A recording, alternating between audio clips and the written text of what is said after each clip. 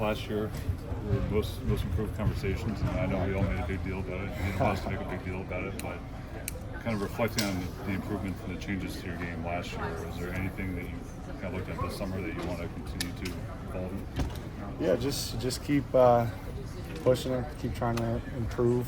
I'm going to keep it super vague in general, and just let hopefully the product and the results speak for itself. But try not to put any limitations on what I can be as a player, and continuing to try to grow and improve. That's what this thing's all about. You guys as a team haven't necessarily been ranking-wise on offense where you wanted to be the last couple of years, but you have a lot of shot creators, you got a lot of shooters this year.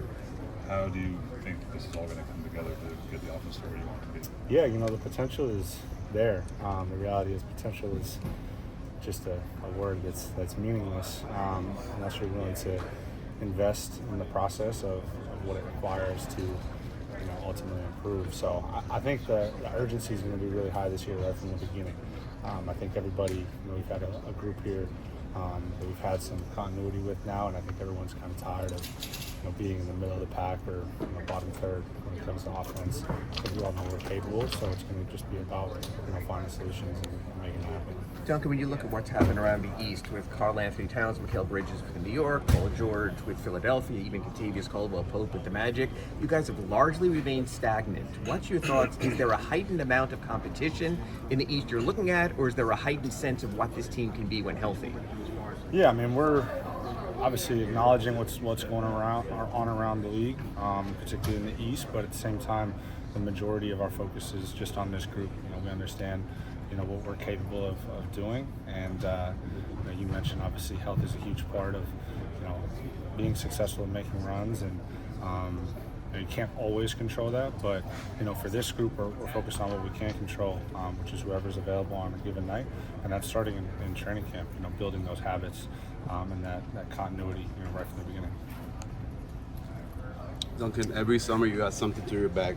What part of your game improved this summer? Yeah, I don't know if you caught it earlier. I'm staying away from specifics. You're just going to get a lot of general, but just trying to continue to improve.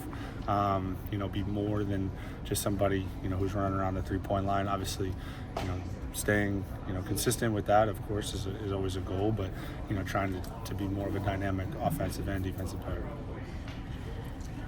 Duncan, since it's media day, I might have a little bit of fun. Love that. Yeah, let's do it.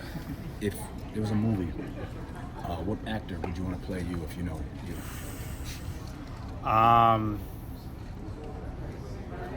would say I'm not as good looking as him, but maybe like a Ryan Reynolds. Damn. Yeah, he's got some height too.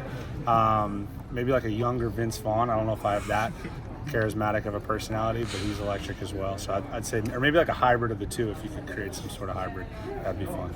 And leave out the stereotypes. If you were to be a rapper, who would you be? What does leave out the stereotypes? You already know what I mean. If I were to be a rapper,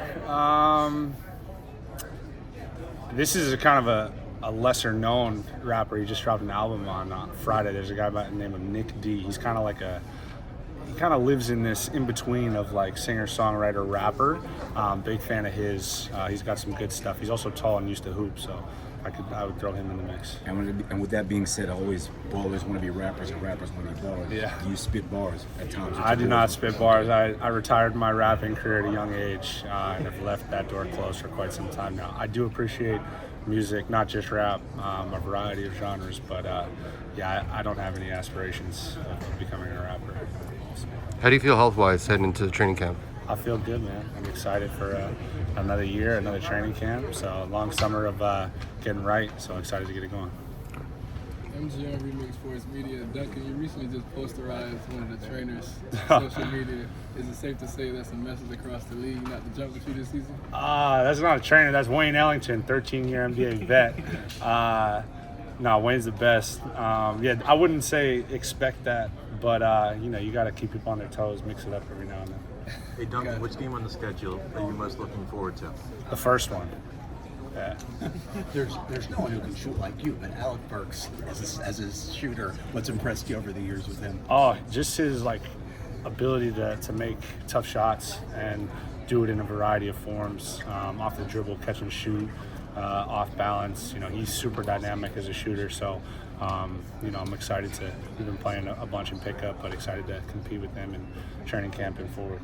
I asked you about Ware when we talked on the call Yeah. a couple weeks ago. I want to ask you about Larson as well. From what you've seen in very deliberate game as a Yeah. rookie, what stands out to you about him? I love his temperament. You know, he's very, he has this kind of like stoic approach to him, very simple, quiet, but at the same time, he has this kind of like aura of toughness, which I appreciate, and competitive spirit. So he's been fun to go against and pick up, and will be fun to compete against in training camp.